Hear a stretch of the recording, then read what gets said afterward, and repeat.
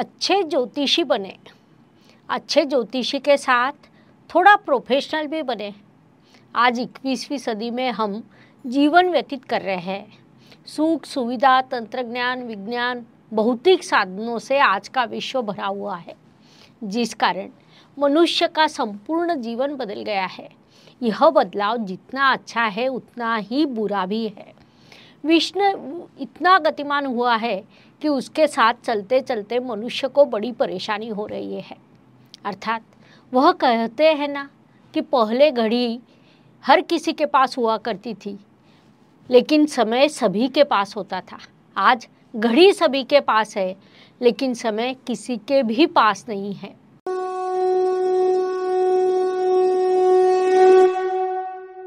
इस संपूर्ण स्थिति का मनुष्य की जीवन शैली का विचार करें तो यह सब अप्राकृतिक लगता है, जिसका प्रत्यक्ष अप्रत्यक्ष रूप से मनुष्य पर, उसके शारीरिक मानसिक स्वास्थ्य पर परिणाम हो रहा है। परिणाम स्वरूप आज के युग में मनुष्य को सबसे अधिक किसी चीज़ की आवश्यकता है तो वह है काउंसलिंग अर्थात समुपदेशन। एक ऐसे व्यक्ति की आवश्यकता है जो सहवेदना को समझ सकता है, अपनी मानसिक स्थिति को समझ सकता है, अपने जीवन के सभी प्रश्नों पर उचित पद्धति से विचार करता है और आगे का जीवन संवारने के लिए मार्गदर्शन भी करता है। हर किसी का जीवन स्वतंत्र होता है, हर किसी को अपना संघर्ष स्वयं जीना पड़ता है, लेकिन उस संघर्ष में उचित समय पर उचित मार्गदर्शन कई बड़े संकट से बाहर निकाल सकता है।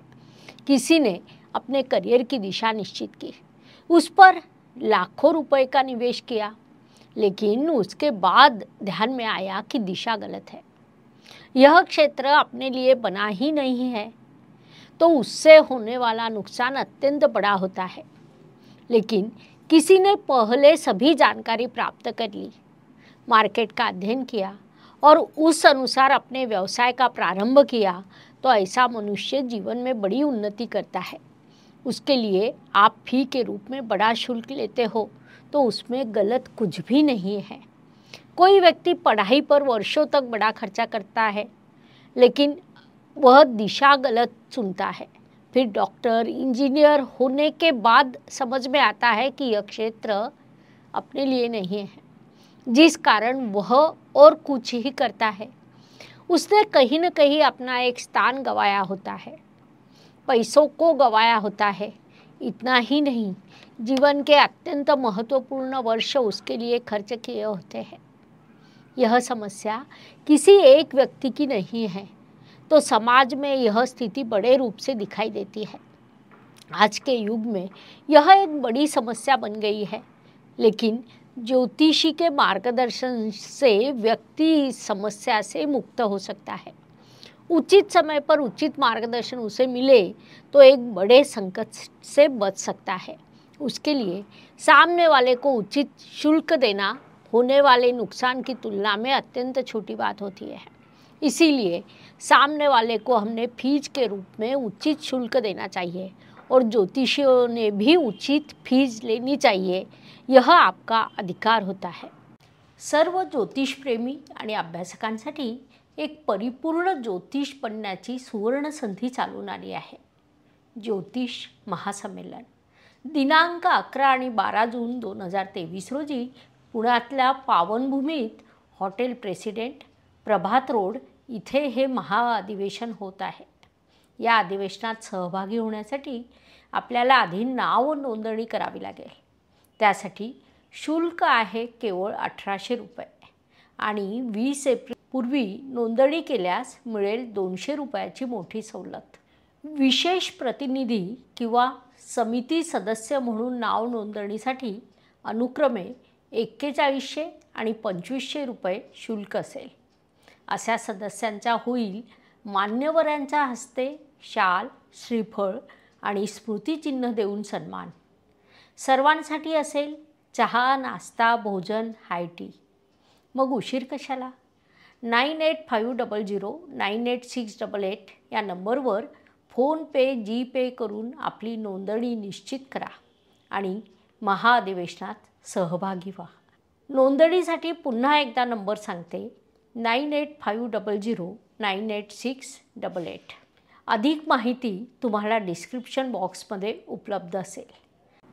हम जब पीछे मुड़कर देखते हैं तो हमारी पहली पीढ़ी का उदाहरण दिया जाए तो अपने आदरणीय वर्धा भट्ट सर, जिन्होंने लगभग 6 दशकों तक ज्योतिष क्षेत्र में अधिराज्य किया. उन्होंने संपूर्ण नई पीढ़ी को तैयार किया, लेकिन आर्थिक दृष्टिकोण से विचार करें तो उन्होंने इस सेवा से अधिक कुछ कमाया ऐसा कहा नहीं जा सकता. यहाँ तक कि ज्योतिष क्षेत्र को प्रोफेशन मानने का विचार भी उन्होंने कभी नहीं किया. फिर भी वे अपनी सरकारी नौकरी के बल पर अपना संसार, अपना जीवन चला सके, अपने चरितार्थ को पूर्ण कर सके. यह सब भले ही सत्य हो, लेकिन मेरा ऐसा कहना है कि ज्योतिष क्षेत्र में एक अत्यंत बड़ा प्रोफेशन है. लोग जितने अभिमान से कहते हैं कि मेरा लड़का या लड़की डॉक्टर है, इंजीनियर है, वकील है, प्रोफेसर है, उतने ही अभिमान से उन्होंने बताना चाहिए कि मेरा लड़का या लड़की ज्योतिषी है. ऐसा जब होगा तब ही शास्त्र को उचित सम्मान प्राप्त होगा. वह सम्मान दिलाना यह हमारी आवश्यकता है. ज्योतिष अध्ययनकर्ता के रूप में यह अपना कर्तव्य है. इसके लिए बड़े सम्मान के साथ मार्गदर्शन करने की फीस लेना भी उतना ही आवश्यक है. आदरणीय वर्धा भट्ट सर के पास अच्छी नौकरी थी, इसीलिए वे अपना चरितार्थ चला सके, लेकिन ऐसा सभी के लिए संभव नहीं होता. इसके बाद दूसरा नाम हम आदरणीय रमनलाल शाह सर का ले सकते हैं. उन्होंने भी एक अलग व्यवसाय किया. सुबह शीघ्र उठने से लेकर देर रात सोने तक वे सदैव बड़ा परिश्रम करते रहे. उन्होंने कई वर्ष तक फीस नहीं ली, और यदि ली तो वह अत्यंत कम थी, जिससे उन्होंने लाखों लोगों के संसार खड़े किए, टूटते हुए घरों को बचाया. व्यवसाय की दिशा हो, नौकरी की दिशा हो, पढ़ाई की दिशा हो, जिससे उन्होंने कई लोगों के करियर को उचित दिशा दी. जीवन के हर प्रश्न, हर समस्या पर उन्होंने मार्गदर्शन किया. लेकिन इस सब से उन्होंने जो अपने लिए किया वह अत्यंत कम था. इसीलिए कहीं न कहीं एक नकारात्मक स्थिति निर्माण होती है कि इस शास्त्र का अध्ययन अवश्य करो, लेकिन यहाँ पैसे नहीं है. अब पैसों को हम कितना भी भला बुरा कह लें, लेकिन संसार के लिए, जीवन के लिए आवश्यक होता है. पैसे भले ही सब कुछ ना हो, लेकिन बिना पैसों के कुछ नहीं हो सकता. यह बात कितनी भी कटु क्यों न हो, लेकिन सत्य है. इसीलिए कई बार छोटे बड़ों मार्गों का उपयोग किया जाता है. ज्योतिष का अध्ययन तथा शास्त्र की शास्त्रीय तरीके से पढ़ाई करने के लिए मेरी 2 किताबें प्रकाशित हो चुकी है. उनका अवश्य लाभ लीजिए. उसके बाद हम आदरणीय शेवाले दादाजी का नाम ले सकते हैं. उनका पारिवारिक व्यवसाय था. पुणे शहर में महत्वपूर्ण स्थान पर उनकी जमीन थी. अन्य कुछ व्यवसायों के बल पर वे ज्योतिष क्षेत्र में आगे बढ़ते रहे, लेकिन इस क्षेत्र में उन्होंने भी अधिक कुछ नहीं किया. अर्थात विभिन्न कार्यशालाओं के माध्यम से उन्होंने फी लेगी, लेकिन ज्योतिष मार्गदर्शन का विचार करें तो उस तुलना में उन्होंने अधिक पैसे नहीं लिए. तो प्रश्न पैसा लेना या नहीं यह नहीं है. इन सभी ने जो कार्य किया, जो आदर्श निर्माण किया, वह अत्यंत बड़ा है. शास्त्र को सखोलता से अध्ययन करना, उसमें शोध कार्य करना, किसी विषय का सखोल अध्ययन कर उसके निष्कर्ष को अगले पीढ़ी तक पहुंचाना, यह कार्य उन्होंने किया, जो बड़ा ही अलौकिक है. लेकिन यहाँ उन्होंने उचित फी न लेने के कारण प्रत्यक्ष अप्रत्यक्ष रूप से एक गलत बात भी हुई है. जब आप किसी को मार्गदर्शन करते हैं और कुछ काल के बाद वह व्यक्ति जब करोड़पति बनकर आपके सामने खड़ा होता है, तो उसके लिए आपने उचित फी अवश्य लेनी चाहिए.